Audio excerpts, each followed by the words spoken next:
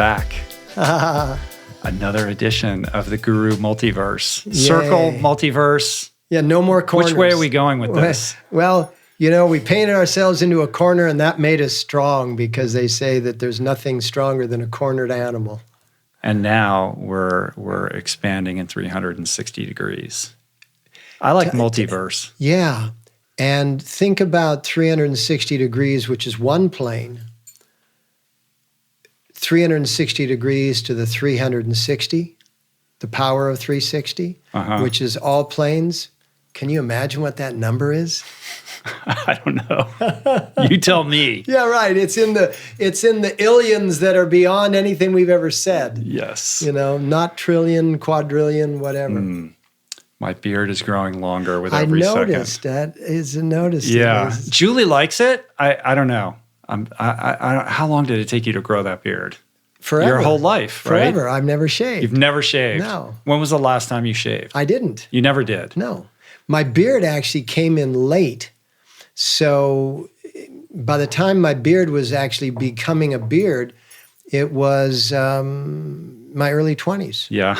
So who gave a damn about whether you shaved or not? It was my early 20s was in the middle 60s. And so, beards were it. And how much hair do you have underneath that turban? This is all... Does anybody ever ask you that? Yeah, of course they do. This is all balled up and put right here, And have you ever cut that? No. Is it just gross? Yeah, when I was a child.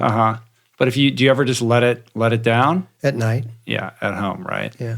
So how long is it? Oh, it's down. All the way down to the butt. Wherever my butt is. Yeah. Wow. Yeah, it's just one of those things that you sort of get used to not doing, right? It's the convenience of not needing to deal with that part of your world. And then it takes that out of the decisions that you have to make, right? Yeah, it's just taken care of. Yeah, you look at our closet and, there's a lot of white robes. Yeah. It's not like a big deal to determine what it is. But you rock the colors. I do. You always have this amazing combination of beautiful pastels, and you rock it well. We are expressive in our discipline. Yes. All right. So today we're going to talk about the role of awareness in a world of ignorance. So what does that mean? Well, when I say in a world of ignorance, I'm not discrediting the world. I'm witnessing the world, because the word ignorance simply means to ignore. And I don't know if you've ever had a moment in your house where, people are coming over and you notice, oh my God, the house is kind of a mess. But you hadn't noticed that the house was kind of a mess because it was your mess. And so you were ignoring the fact that the house was kind of a mess until you thought about the people that you've invited over for the evening. And now you're starting to see the house through fresh eyes, through their eyes. And you're going, oh, I'm going to have to clean the house up, or I'm going to have to fix the house up. And that's a little bit what's happening in the world, that people have gotten so used to the world the way it is, that they're ignoring the implications of the way it is. Introduce yourself as a person of awareness into that world that is ignoring it, and you look around and you say, wow, there's a lot of things to clean up around here. And it's really what's happening in this so-called debate about, the health of the world and the health of the planet and, et cetera, et cetera. Because those that are claiming that there is no problem, let's just put the pedal to the metal and accelerate industry even more, they're ignoring the signs that awareness is seeing.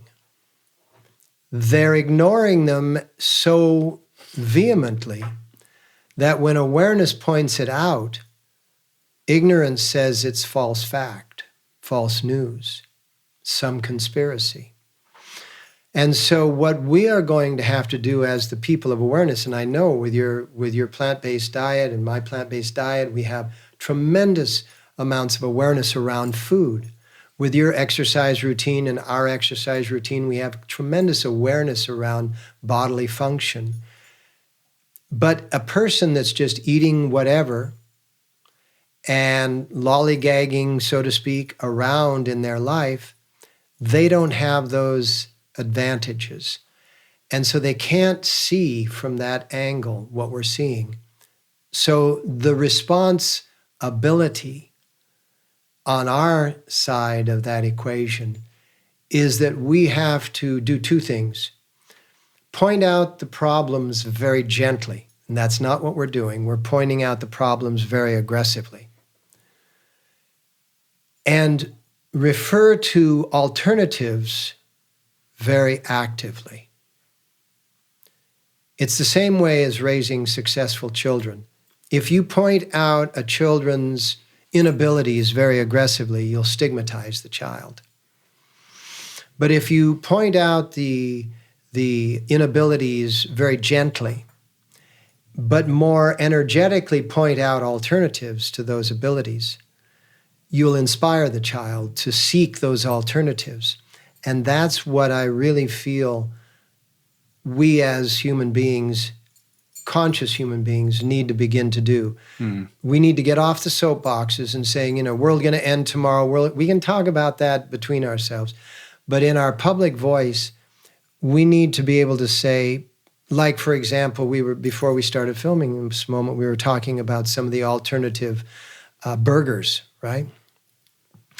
And what they've done is, instead of saying eating flesh food is bad, they've gone out and they've they've simulated the flesh food in a plant-based way.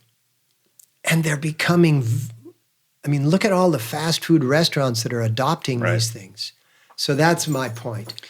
Yeah, it's interesting. I like that idea of looking at, sort of redefining ignorance, not through the lens of stupidity per se, but through ignoring.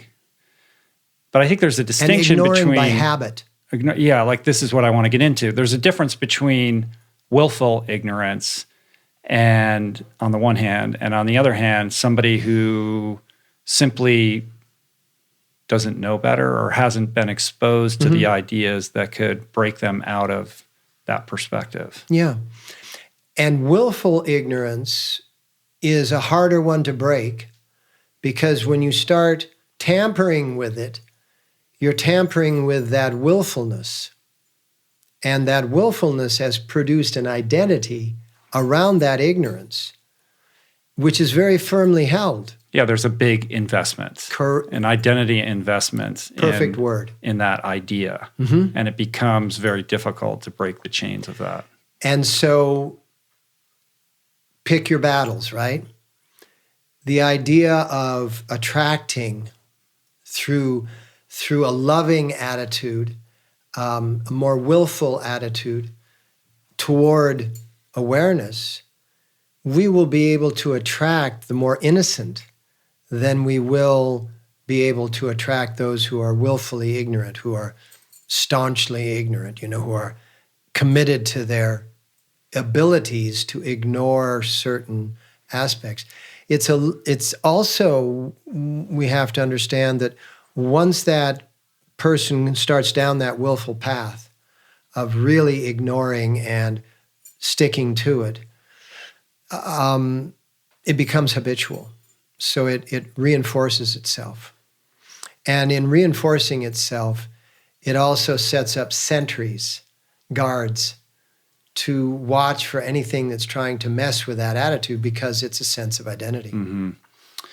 Yeah, I think it's important to point out that on some level, I think all human beings are willfully ignorant of one thing or another, and we're all creatures that gravitate towards I'll ignore that you said that about me. Worldview. Like, I think that same bomb could be levied at the plant-based community. Like, we're very invested in this idea that this is an appropriate or favorable way forward. And we're resistant to anything that comes out that contravenes that perspective, right? And like, exactly. I try my best to be objective and not tribal, but let's be honest, like I'm invested in this lifestyle. It's a way I've been living for a long time. I'm convinced of its benefits and, the health spectrum and the environmental spectrum and from an ethical point of view. And I can feel my own, resistance rise up if somebody challenges me on that. And I have to then step back and marshal my awareness in order to get into a place of listening and objectivity. So, I want to be careful and clear to not say like, hey, we're over here on the good side and all these other people are on the bad side. I think this is something that we all do to one degree or another along the spectrum in a variety of perspectives and ideas that we hold and harbor. If we are able to invest in listening, you used that word a moment ago. If we're able to invest in listening, we will be able to find a pathway in for more information to be delivered until we reach that tipping point in a person's awareness in which they have one of those aha moments and go, wow, now I see what you're talking about. And that only comes from those of us who, and let's remove it from the right and the wrong, but a more sustainable, a more ethical, a less cruel, because to produce enough flesh food to feed 7.7 billion people, you got to destroy lives in the millions every day. Yeah, without a doubt. And to destroy lives in the million every day, it's got to be a factory operation. It's got to be an automated operation. And these are lives that have been grazing in pastures, have been feeding in yards or in cages or what have you. There's a lot of cruelty in that. So how do we dive into that ignorance and shift it? And the answer is gently and slowly and through a lot of deep listening, which in Sanskrit is called sunya. A lot of this deep, deep listening so that we can find just a glint of an avenue in. I always look at the opposition of those who are heavily invested in ignorance as energy. And if they're giving me this big, big, massive pushback, I appreciate, I am grateful for this energy. And the moment I start acting in that gratitude for the energy of the force of their pushback, it calms them a little bit too, because they see that they're not getting my reaction. And then all of a sudden we start to lower the temperature of the entire conversation. And it's a little bit like, I remember as a young child, it's an odd metaphor, but there was a Western program called Maverick. And Brett Maverick and Bart Maverick. And television show? Television show. Yeah, I vaguely remember this. And I mean, you're younger than me, but it was my growing up kind of show, right? And so one time, Brett Maverick always had a $1,000 bill, which was back in the day when there was such a thing. A $1,000 bill pinned to the inside of his lapel. And somebody had stolen his $1,000 bill. And he went to the sheriff, and the sheriff said, that's crazy. Everybody in this town is honest. And if you do anything wrong in trying to get back your $1,000 bill, it was kind of a setup against him. If you do anything wrong trying to get your $1,000 bill, then we're going to arrest you. And so what he did was he got a stick of wood and a knife. And he got a chair, and he parked himself on the porch of the sheriff's office for the entire 60 minutes of the show or 30 minutes of the show. And called on some friends of his, right? He sent telegrams to some friends of his, and he sat there whittling away. And he would direct his friends in this very sort of indirect way as to how to investigate how to get back his $1,000 bill. And it was a beautiful example of the angles that you have to use when combating willful ignorance. Because willful ignorance is going to want to see you fail. They're going to want to see you make mistakes in your argument for a plant-based diet, for good exercise, for this, for that, for conscious mindful meditation. They're going to want to see you make mistakes, and then they're going to jump on those mistakes. So you have to do everything using that energy of observation that they're giving you, that they're gifting you, and work your way through it, kind of like just sitting on that sheriff's porch, whittling away on something that doesn't seem to be involved, so that you can get them to drop their guard enough to expose what's going on. And then you'll find a pathway in. It's a tough one. Yeah. I mean, right now, what I see is a lot of lecturing and shouting, a lot of professing, a lot of tribalism, like we talked about the other day, and not a lot of listening. Last month. And I think that listening really is the key. And I think that there is an epidemic right now of people who are lonely and disconnected, and in a state of varying degrees of desperation in how they live. And the internet, whether it's Twitter or what have you, is an outlet for that frustration. But ultimately, if you can see past that, you can develop a level of empathy and awareness that this is a person who, if somebody's lashing out all the time, this is a person who is in pain. This is a person who is suffering.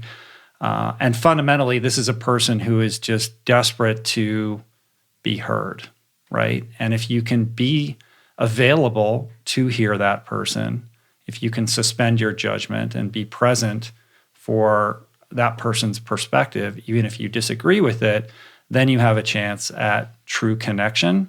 And through that true connection that can create a dialogue that can be productive. But it's a two-way street, and I think it requires, a lot of awareness and patience to be able to navigate without falling prey to, like, I know for myself, like, I want to lash out too, and I get defensive and I get angry, and all of these emotions are swirling around. To be able to kind of set that all aside and just like be present for another human being, to let them know, like, I see you and I hear you, even if I totally disagree with you, or I think what you're saying is, ignorant or wrong-headed. To validate the humanity in that person, I think, is fundamental to trying to create the change that you want to see in the world, or even setting that aside, because that, to me, that kind of comes off as pretentious, to really just, without agenda, if I can just connect with this other human being, that's a win, regardless of anything else that might transpire out of that exchange. You use the word patience, and in the ancient teachings, the masters would oftentimes call patience as, how much time have you placed in the imagined trajectory? So if you imagine that something has to be changed by this date, then that's going to stimulate the amount of tolerance that you have within that period of time. But if you extend that, you may actually finish before this previously stated date, but you've extended the amount of time that you're going to allow something to be completed. And therefore, you're much more relaxed within each moment of the completion. And when you relax down as that highly aware being, dealing with ignorance, whether it's willful or just, unintentional, you're actually in a relaxed state, which you've said, and in that, you can find that agenda-free commonality. I'll find it quite interesting going to gatherings, large gatherings where there are people of all different varieties. And what I end up doing is I'll end up having a conversation with someone, and they'll usually come in and start talking, okay, why do you look like this? And what do you do? What is the whole thing? And I have found over the decades that if I take that, let's call it bait, and start talking, eventually we're going to get into discrepancies because what I'm going to be saying is not going to be coinciding with what they're accustomed to. So what I'll usually do is I'll say a few words about what they've asked and then immediately turn it around to them and let them express themselves. And I find that eventually I'll be able to interject enough of what it is to be me that they'll have a better understanding of who I am and what I'm about than if I had actually just, maintained a monologue and explained to them in detail what it is to be a yogi and a meditator and a vegan and on and on and on, and a musician, etc. And so that's what I find is that you have to, if you're aware, you have to always apply your awareness. And if you're claiming to be aware and you're applying your awareness, you will find those little moments in which you can interject a plant-based comment, an exercise or a meditation-based comment. And you can put it in words that they'll understand rather than words that are more inclined towards people of your understanding. Yeah, I think that it's delicate and it does require patience. A long runway. A long runway. But then I start to think about, let's use global climate change as an example. There are certain scientists that say we have 100 years left if we continue along this path, or 50 years, whatever it is. Yeah. Like there's varying degrees of opinions on this. And they're accelerating. Yes. But let's just agree for the purposes of argument and conversation that, we have a limited window of time here in order to solve massive problems. And that then truncates that runway. And with a truncated runway and less time, that heightens the emotionality of the argument, because without patience, we then are feeling compelled that we have to change minds rapidly. And then we descend into this strategy or tactics that are actually working at cross purposes with the goal that we're trying to achieve. Yeah. That's why I say if you extend the runway, even though you know that it's beyond the time limits that science is setting, everyone relaxes. And in that relaxation, we can hit that point, that tipping point much more rapidly. For example, in a petri dish, as bacteria is forming, it takes 95% of the time of the total experiment to fill 50% of the petri dish. But based on the conditions of scale, the last 50% is just doubling. It's just overnight. And so 50% is filled in 95%, and the rest is filled in a minuscule amount of the remainder of the experiment. And the same thing could hold true. As we are more relaxed, as we are more patient, by the way, patience is defined in Sanskrit not as waiting, but as knowing the outcome. And when you know the outcome, you are very patient, you are very methodical, you're very intentional, you're very purposeful. And when you're methodical, intentional, and purposeful, and you're loving and gentle, you can get things put in place very specifically and very effectively without having to force people into it. This is the new attitude that we'll have to. Right now, we're just sort of reminiscing in the spoils of old attitudes. The right going against the wrong, right? And everyone intensifying and creating a screaming contest. Those of us who are really going to make the difference, and I include all of us that are listening to these podcasts because the inquisitive mind is the beautiful mind. those of us that are going to make the difference, if we take a half step back and then start to produce, okay, I know the outcome is going to be one of success. I can go to my death knowing that. I can go to the disaster of the world knowing that. But I'll be more effective between now and then if I know this for a fact, if I believe this absolutely, and I'll be effective. Now all I have to do is get more people to have that attitude. And really we can change the world with about a few tens of millions of people with that attitude. And I think that what we're looking at in a world of awareness dealing with ignorance is that the onus is upon the awareness, not the ignorance. We're all saying that they're the ones that are destroying the world. Well, the world is being destroyed with whatever's causing it. We're the ones that are going to save it. And so rather than spending any energy claiming that they're the ones destroying it, let's invest all of our energy into, as the military would talk about, let's not build a greater punch through the middle. Let's outflank. Right? Let's come around and surround, this problem, because this problem is huge. I mean, life is not going to be expelled in the universe, in the multiverse, because life is all over the place. But if this planet dies in its ability to sustain life and human life on our watch, when we go back to the home office after this assignment, we're going to be in deep shit.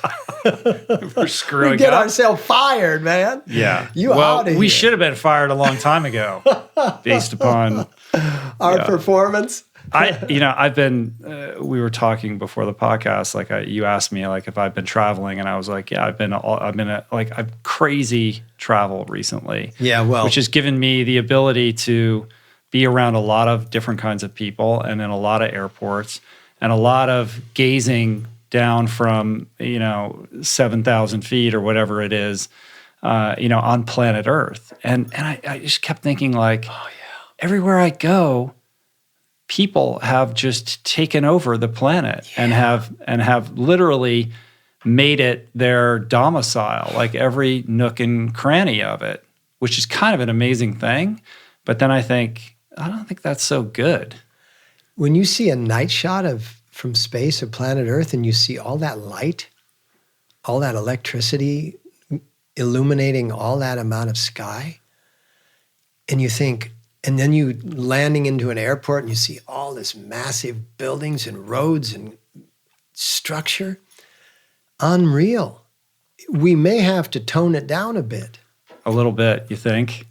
The craziest thing is when you're descending into Los Angeles, when you fly over LA. I've never seen sprawl like we have here. Yeah.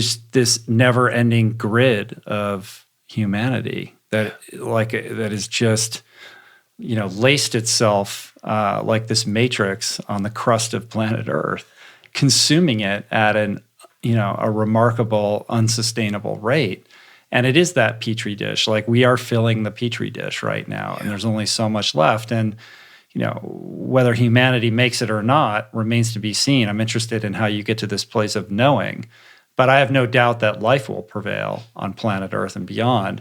I think it's more a question of whether humanity is going to be able to make it work without having to dig caves and go underground. Well, that may come. We may have to alter dramatically. I don't know if we've covered this, but on one of our podcasts together, but there's this thing called the Equatorial Bulge. And the Equatorial Bulge is caused by the spinning of the planet.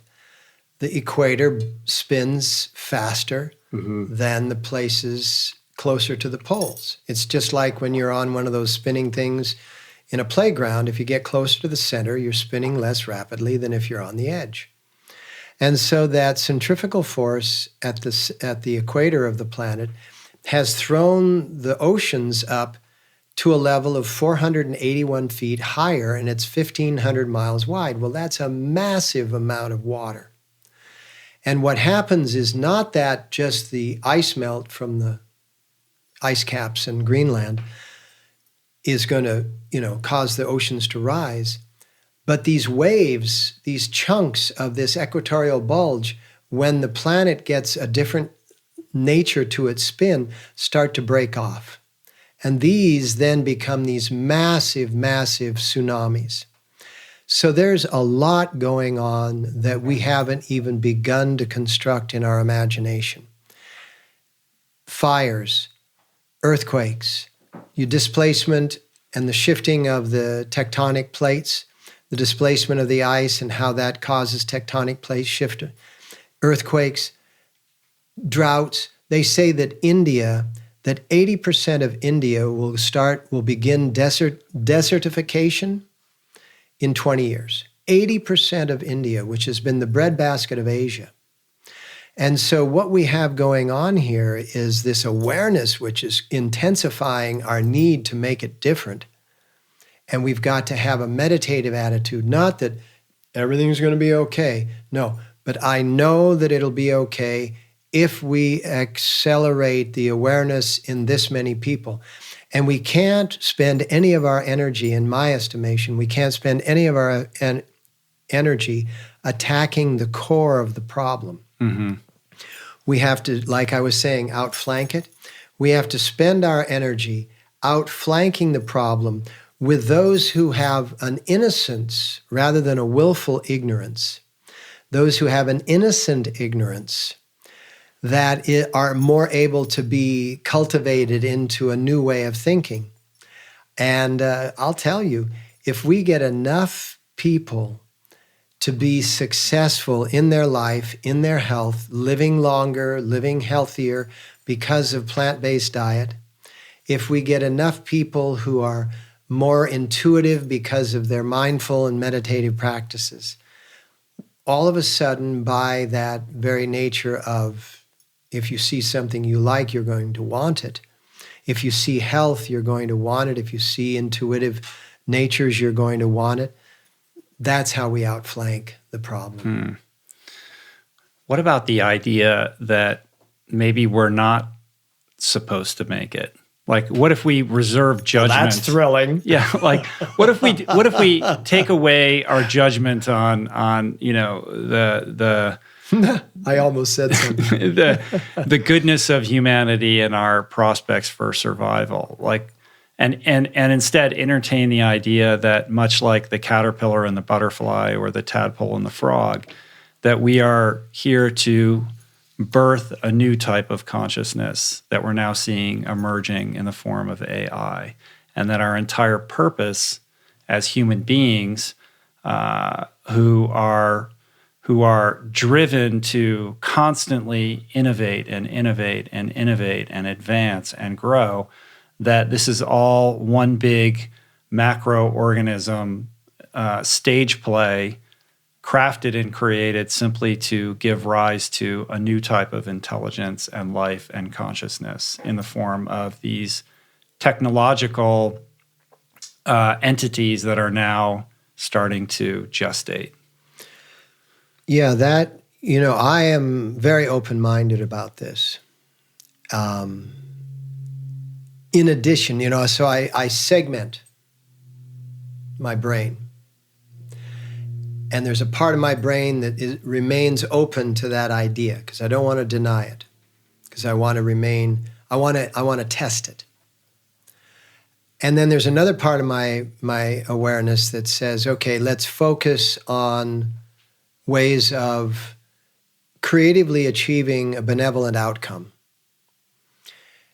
And then there's another part of my brain that goes into this form of, when you think about a single-celled animal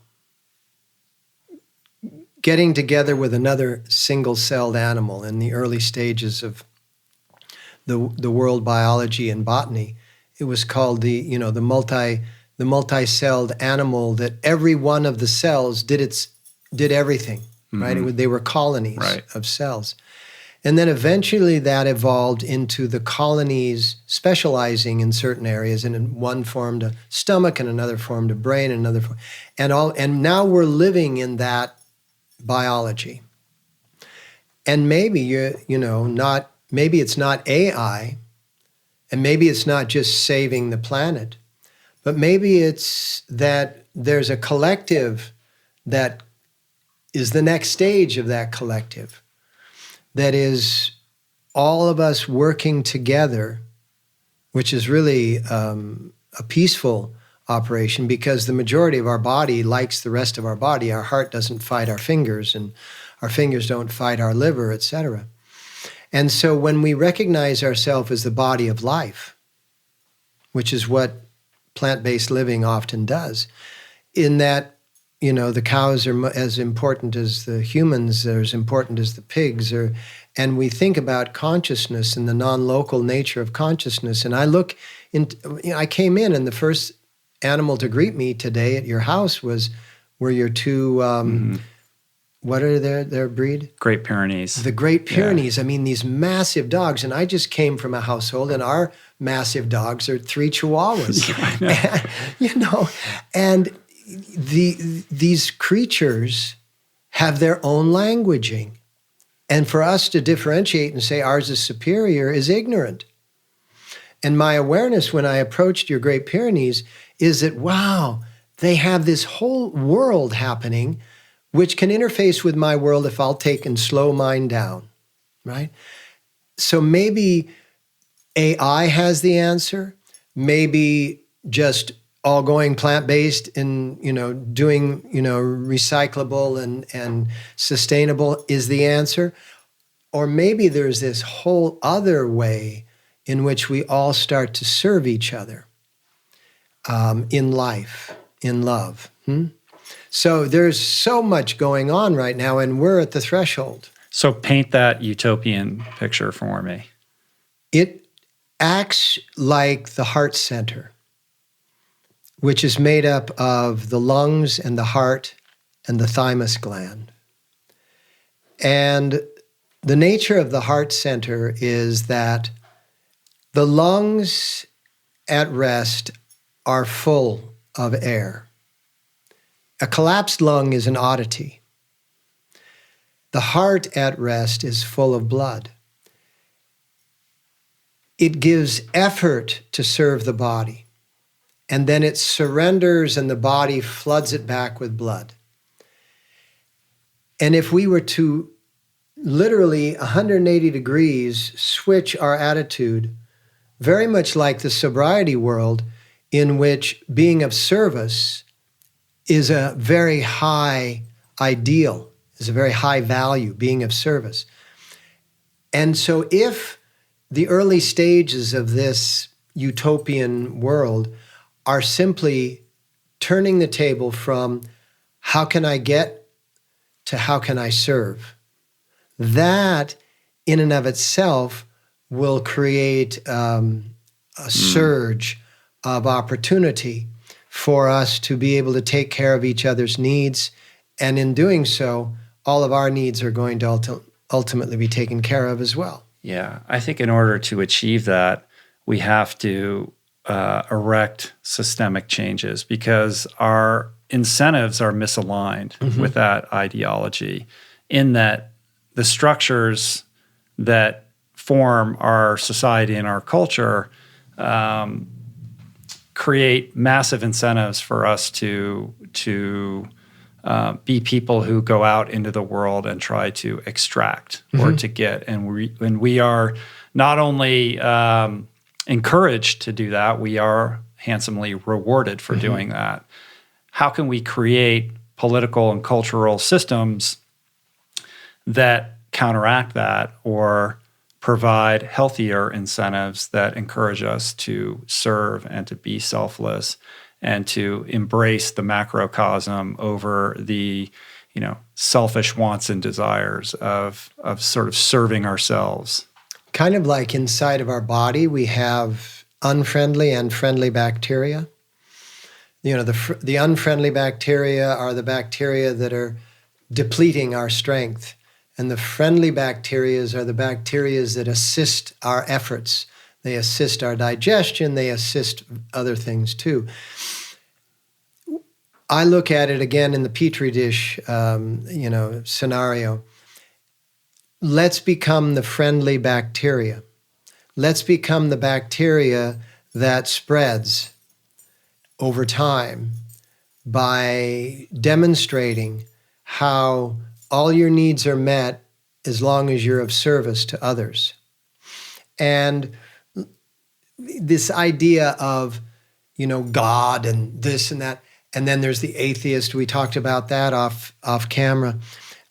We don't even get into that, because we get into the holism of life and how what's good for one aspect of life is going to be good for all life, and what's good for the forest is good for the animals. So let's keep the forest and let's stop destroying the amount of forest that we're doing for the sake of raising animals for killing and slaughtering and eating.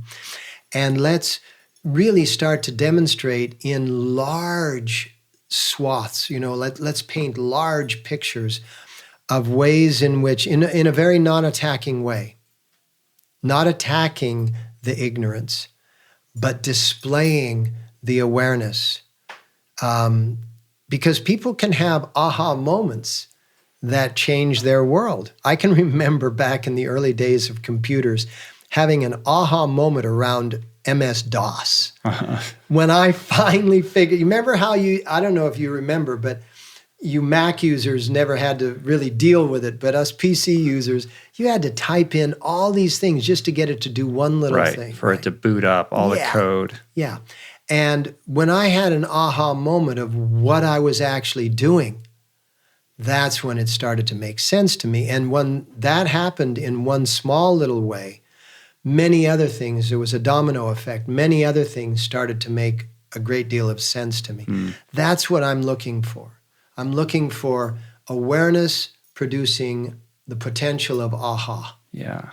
Well, I certainly subscribe to the idea that living a life of service is the optimal path for fulfillment and blazing a purposeful life, and also for making sure that your needs are met. And it's a weird spiritual conundrum that contravenes our Western, everything Western about the way that we live and think, in the sense that rather than going out and trying to extract and get and maximize your income by freely giving yourself in service to others, is actually the way to make sure that your cup runneth over. I don't know why this works, but I found it to be universal law. But as you're explaining, this idea, I couldn't help but think, to sort of empathize or put myself in the shoes of somebody who might be listening, who's thinking, that's great. Like, I understand what you're saying, and I even intellectually, perhaps agree with it, but I'm working 2 jobs. I'm a single mom. I just, I don't have time to entertain, to like wax rhapsodic about this idealized utopian world, because I'm just struggling to put food on the table, and my options are limited. So I would say to the single mom, single father, working 2 jobs to make ends meet, 3 jobs to make ends meet, that in amongst all of that, you must set aside 5 minutes in which you very consciously sit down and do nothing. Just breathe. 5 minutes, 3 minutes. If you get successful with 3 to 5, there will be some mornings that you want to extend it to 7 or 11 or 15. And then all of a sudden, it will become as important to you as putting food on the table. And then out of those 7 minutes, or 10 minutes, 15 minutes, whatever it becomes, all of a sudden, ideas will start to enter in. Ideas of how you can do more for less. And what you've actually been doing is you've been of service. And the first person that you have to be of service to is yourself. And so by being of service to yourself, you will start to gain a little bit of, balance and equanimity, and you will start to push out that which is pressing in on you, all of those bills, all of those responsibilities, and you'll start to push out, and you will start to learn how to, and it's an old cliche, but you'll start to learn how to work smarter rather than harder. And it's not going to come, and this again, give yourself enough runway. It's not going to come, like in 30 days. We're not talking about, okay, money back guarantee in 30 days, you get, blah, blah. No, it might take a year. It might take a couple of years. But in amongst those moments that if you have gifted to yourself, in which nothing is going to interfere with being of service to yourself in those moments, some ideas are going to come up. Some connections are going to come up. Some, I need to call so-and-so is going to come up. And in making that phone call, so-and-so is going to say, hey, did you know what? I've been looking for someone that could do exactly this. And all of a sudden, your 2 or 3 jobs gets reduced down to 1 job because you have some kind of integrity and quality. Because if you're working 2 to 3 jobs, you've got a lot of responsibility. You've got a lot of integrity. You've got a lot of really good qualities. And there are people all over the world that are looking for those qualities. There's a lot of truth in that. And I couldn't help but reflect upon my own path and experience, my own process, dating back 20 years at this point. Like, it is a long game. Who was it who said something along the lines of, man's suffering is directly related to his inability to be alone with his thoughts? Like, speaking to the difficulty that we all have, just you're proposing this idea of like, just sit for 5 minutes. Was that Viktor Frankl? I think it is. Yeah. I think that's right. Yeah. And I didn't get the quote exactly right, but that was close. General sentiment. Yep. We're so resistant. You say 5 minutes, it sounds so accessible, and yet we fight that. Like, I don't have 5 minutes, or when that 5 minutes arises, we'll come up with an excuse to not do it. And in truth, my experience, as imperfect as it has been, began with getting sober 20 years ago. And it started with that 5 minutes or that 1 page of journaling. And, it took a very, very long time to arrive at this place. And to draw it back to the Petri dish analogy, for years, there was no indicia of any progress whatsoever because those cells dividing, one by one, don't seem to make a discernible difference. And then one day, there's enough mass where the subsequent division is meaningful. But you have to be willing to put in all of that time, all of that effort and diligence in anonymity to wrestle with who it is that you are and who it is that you want to be, and exploiting those instincts as they arise one by one before anything is tangibly perceptible in terms of how your life has changed. And what started this segment of our conversation here was you saying, what about the person, be it a man or a woman, who's working multiple jobs, trying to make ends meet? Already the qualities that person should recognize in themselves are the qualities of ability to respond, which is responsibility, integrity, dedication, love, because they're doing it to support certain fundamental aspects of life. So the qualities are already there.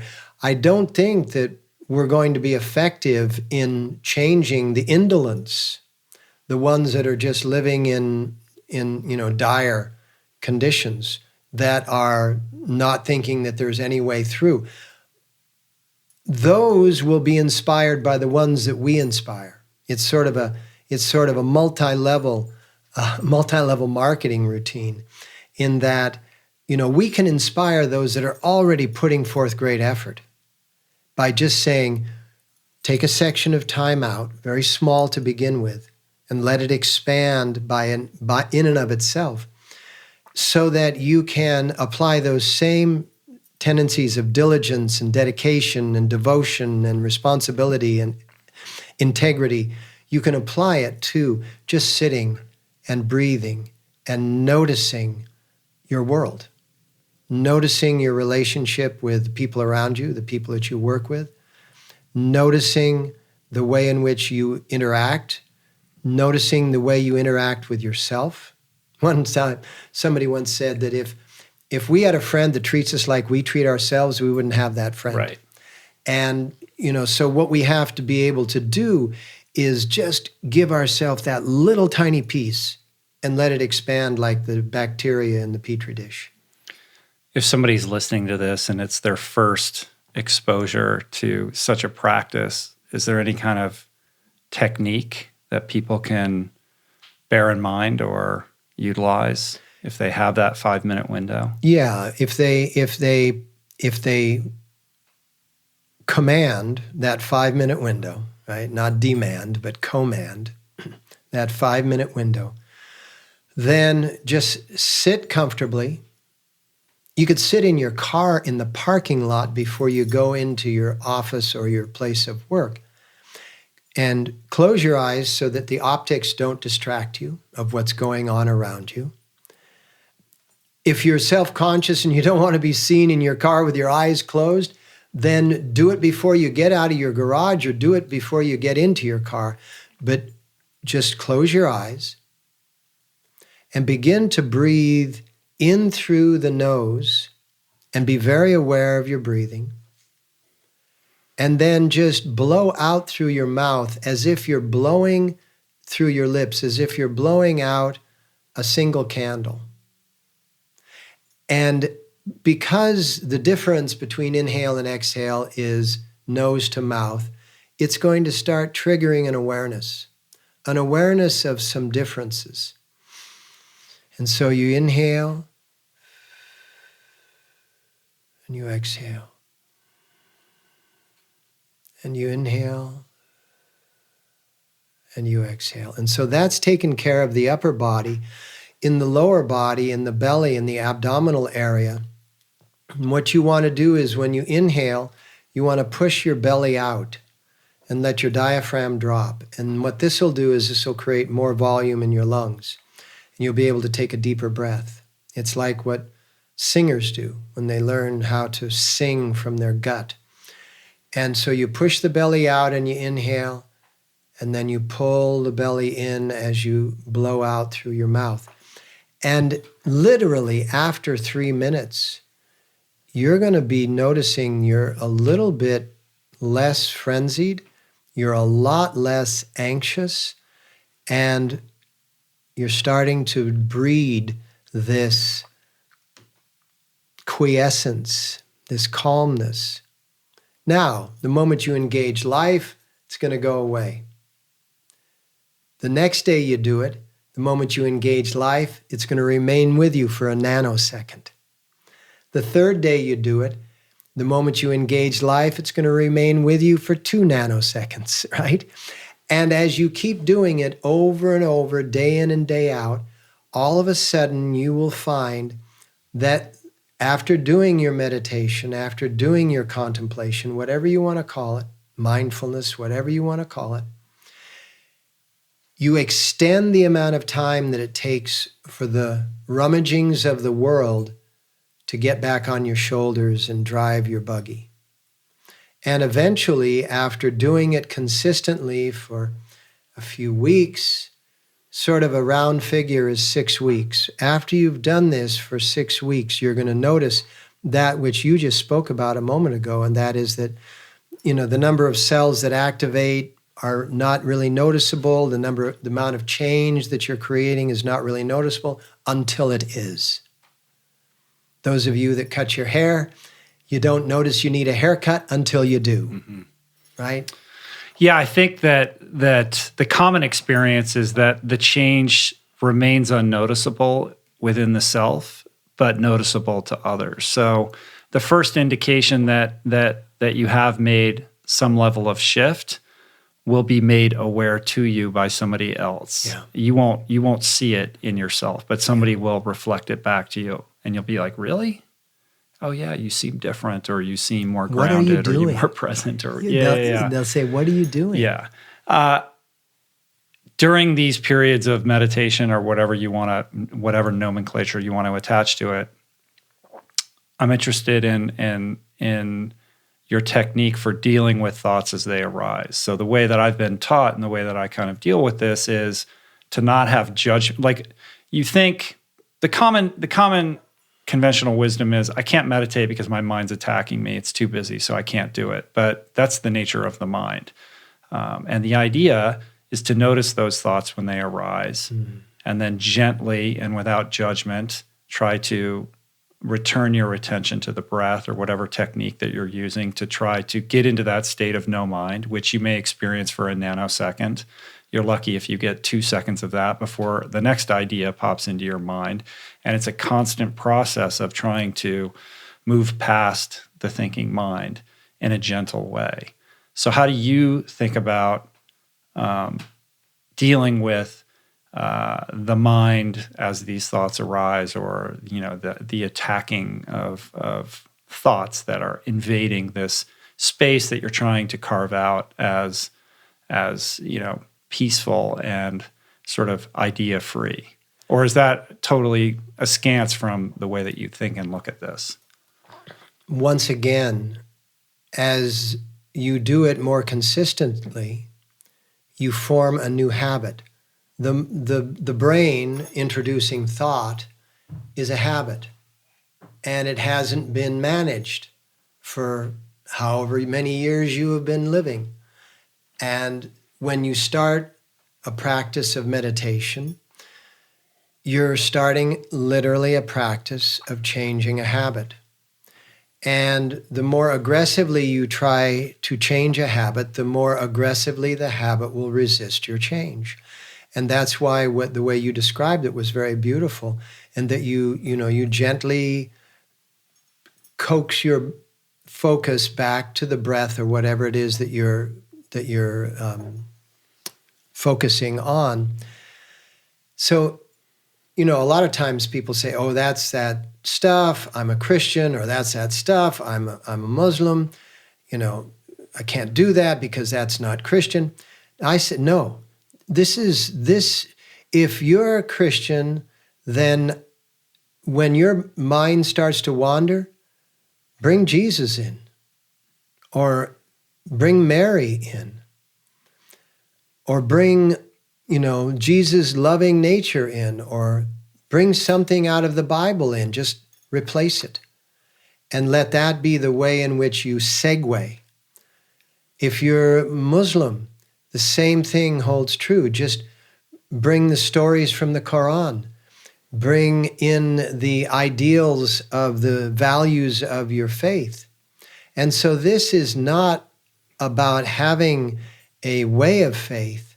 This is about having a way of using your faith to enhance your meditative process, to calm down the inquisitive, the persistency of thought, and allow you to get a broader perspective, because the thought is just this noise that's right there in front of you. And when you can relax the habit of that noise, you see beyond it. You can see beyond, let's use cliche, you can see beyond the horizon of your noise.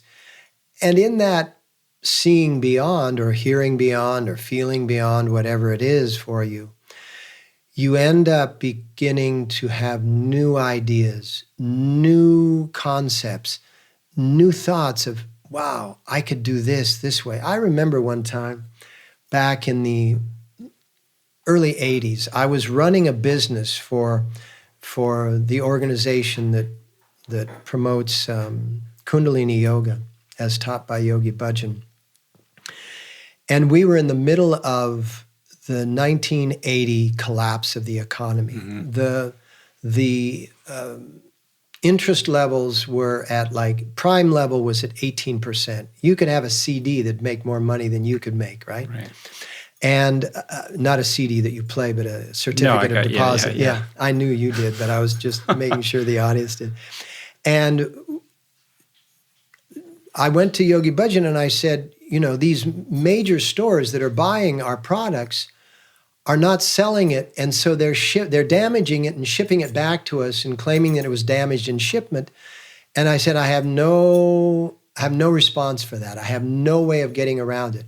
And he said, I want you to meditate on this particular breath style and come back to me in 5 months. And I thought, 5 months. God, this is insane. I'm going to be bankrupt in 30 days.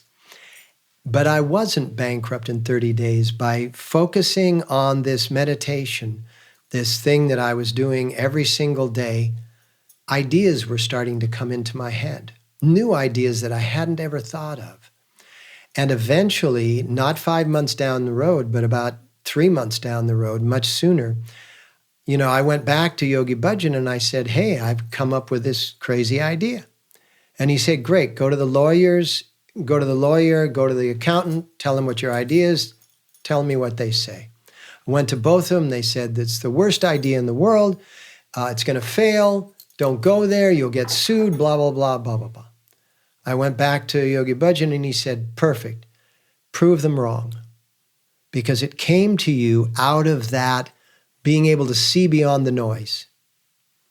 So let's value that and let's act on that. And let's see if all those bad things happen. And I'll tell you that within 9 months, we had turned the whole business around.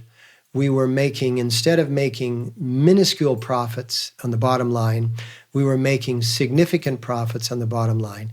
And what we did was we just took it from being a manufacturer wholesale to being a manufacturer direct to retail. Mm-hmm. And the whole world opened up. It's not about the specifics of the moment. It's about the fact that when you reduce the noise of the constant chatter, which being responsible, being full of integrity, will increase that noise. Not that it's bad, but you just have a really strong attitude towards life. But by relaxing that for a few moments every day, you'll be able to catch glimpses of a future that has possibilities. Mm. Yeah, I think that's a beautiful story and very illustrative of your point. That's what happens in sobriety, isn't it? You catch glimpses of what a sober life is like. Yes, over time, and you accumulate those beads and you draw inspiration from the people around you that are living their lives in a manner that you would like to, and it's a long drawn out. It's slow-briety. It's a long drawn out process. Oh, but I like that word. Oh, you hadn't heard that one before? No. Slow-briety. A nice word. But what I was going to say was, even the incessant chatter of the thinking mind is instructive. Yes. Because if you're new to this practice and your brain is attacking you, understand that this is the low background hum of your life that is going on all the time.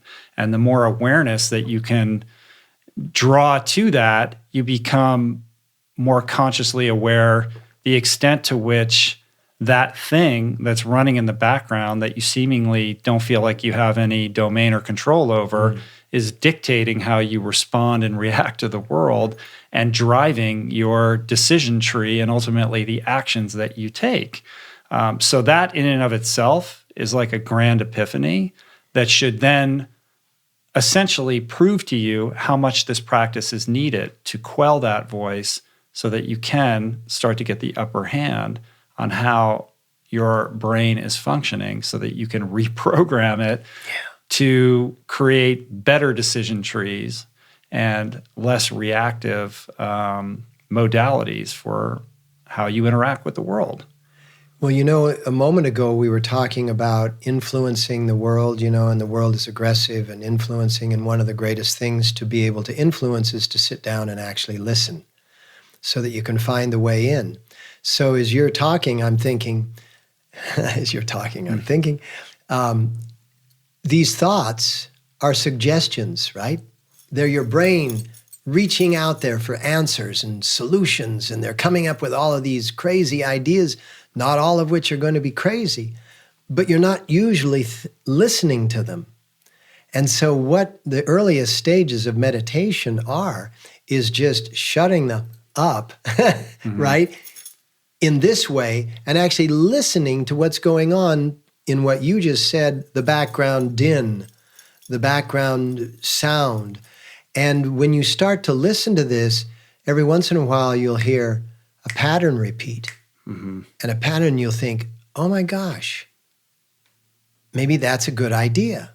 And you'll write it down. By the way, I highly suggest that in your 5 minutes, in your 3 or 7, whatever the amount is that you're going to set aside for yourself to do this practice, keep a notebook and a pen or pencil and be able to, don't do it digitally, be able to write these ideas down, because eventually what happens is your brain starts to drop into what's called alpha and theta mode in meditation. And that's, the theta mode is the same as your dream time, only you're consciously dreaming in this mode, and you will come up with ideas. They won't all be, earth-shattering, but there'll be different kinds of ideas, and you need to write those down, because if you don't, you'll forget them. My experience is that background hum, and I think this is the experience for a lot of people, is a lot of negative reinforcement. It's never going to work out. They're going to figure out that you don't know what you're doing. This isn't worth doing. It's a constant loop of negative thought patterns, self-defeatism, fear, anxiety, like all of these impulses that are, however, deeply ingrained in me, are, programmed there. And the initial awareness before the good ideas come in is just recognizing, like, wow, this is like what I'm telling myself all day long. It goes back to what you were saying earlier about, you would never maintain a friendship with somebody who talks to you the way that you talk to yourself. Yeah. So for me, the first phase of this whole thing is acknowledging that this is what's going on in the background. Then it becomes about deconstructing it to understand that, this is, what do they say? Fear is facts not in evidence appearing real. Like, is this really real? Like, I'm creating my reality out of this tape that's playing in the background, but that tape necessarily isn't rooted in reality. I can create a new story and try to build a better, healthier foundation for the tape that gets played in the background, or to stop the tape altogether. And that's when you start to see glimpses of those newer, better ideas starting to percolate up. Yeah, and there's a great master that once said, if when you begin meditating, all hell doesn't break loose in your brain, then you're not meditating. And that is that it's always going on in the brain-mind connection. When you start meditating, you start paying attention to it. And that's why it seems to be so overwhelming. The moment you start paying attention to it, it's like a child. If you pay attention to a child, it will stop disrupting you, trying to get your attention, because it knows it can easily get your attention if it just comes and pulls on your shirt or something. And that's the way thoughts are. Thoughts are like little children. They're always trying to bombard you with their importance. And if you can turn to them and listen to them and go into them and take time with them, all of a sudden they don't feel like they have to attack you and bombard you.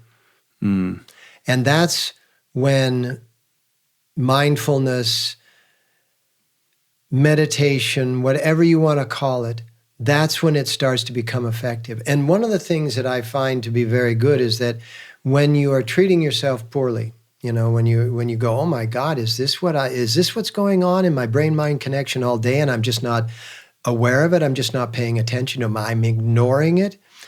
Bring in your heroes. If Lord Buddha is your hero, if Jesus is your hero, if Muhammad is your hero, if Guru Nanak, Guru Gobind Singh, if Lord Krishna, if Aunt Harriet and Uncle Charlie are your heroes, whoever they are, people that you have great respect for, iconic beings that you've heard great stories about. They may not be true stories, but they're inspiring stories.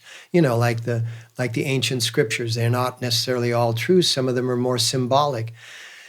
Let those also wash over you. mindfully reach out and bring those into the equation, bring those into the sound current. And that's one of the reasons why we also use what's called mantra, which are just basically sounds and syllables. And so sometimes I have found that if I use long vowel syllables, like ah or like ma, that I can slow down the jagged nature of the thought attacks. Mm-hmm. So if I'm inhaling through my nose, and I'll exhale through a ma,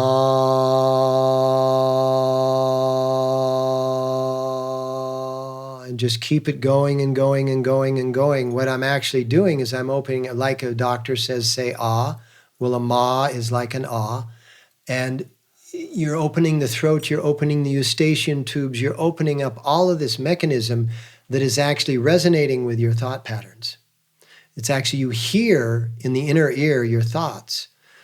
Your thoughts are often in the same voice that you speak with, but just a different kind of, different tonal quality. And so using sound, using breath, using all of these various techniques and technologies is very Christian, is very Buddhist, is very Hindu, is very Islamic, is very Sikh, is very Zoroastrian, is very whatever you want to say. Or atheist. Atheist, perfect. People get freaked out with mantras, though. People get freaked out with mantras only because it's a habit to get freaked out with mantras, and it's a common fear to get freaked out with mantras. But, people used to get freaked out with all kinds of things, including flying. My grandfather was born in 1872, said that he would fly if he could keep one foot on the ground. So people got freaked out, but now we all fly. Mantras are a small leap compared to getting over a fear I don't of flying, actually, when I'm talking to people that haven't had the experience, I don't refer to them as mantra, but the word man means mind and tra means projection. It just means a projection of the mind. What I refer to them as syllables and sounds that will occupy the same area in your brain that has got all these thoughts coming through. So if you go ah, you can overcome all those little meaningless thoughts. What's the charge? It's free. Yeah, it's free. Beautiful thing, what's right? The charge? You know what I heard when you said what's the charge? I knew you were thinking something else. I was thinking the electric charge. Yeah, I know and you I were. was about to give you a scientific explanation. All right, so what have we learned here? We have learned that that awareness plays a role in the world of ignorance, and the path forward is by being kind to yourself and consciously carving out that time for mindful practice. And never attack ignorance face front. Work around the edges and help to dissolve it, because ignorance may be bliss, but it's still ignoring the what is. And if we can make people who are willfully ignorant feel a slight bit safer, they will become a slight bit less ignorant. They will ignore things a slight bit less. Beautiful. Before we drop the mic here, will you take us out with another song? Wow, I'd love to.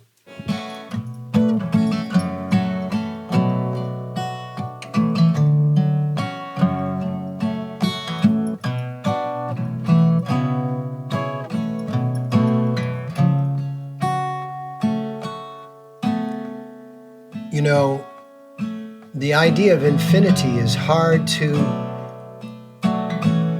comprehend with our head brain, because infinity is very much a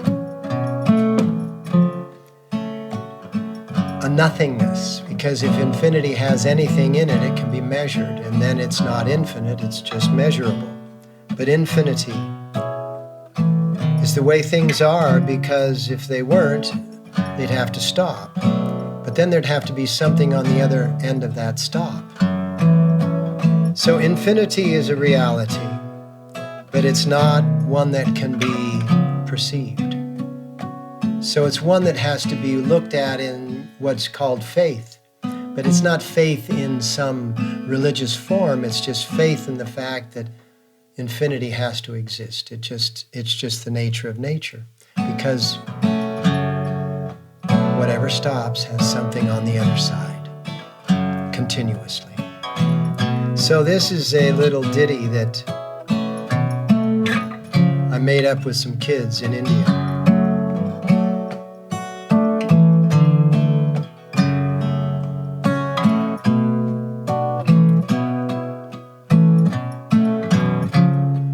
To be confident that the infinite can take care of it. We're so fortunate to be confident that the infinite can take care of it. We're so fortunate to be confident that the infinite will take good care of it. We're so fortunate.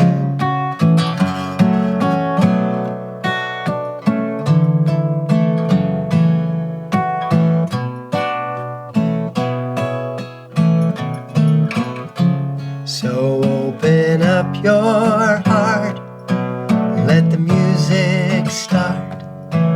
Open up your voice and rejoice, rejoice. Open up your mind, let your light shine. Open up the soul and let the good times roll.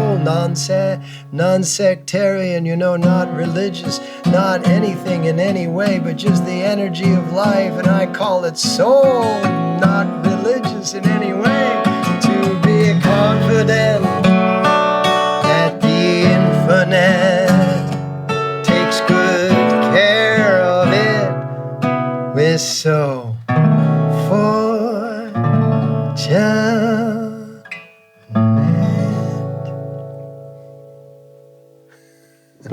All right, my friend. You are my favorite mystical, magical, spiritual court jester. That is exactly what I am. Yeah. To be continued. To be continued. All right. I love you, Guru Singh. Peace. Peace, plants, Satnam. Satnam. Namaste. Namaste. Blessings, grace. And be aware in the ignorance without judging the ignorance. Boom. Boom.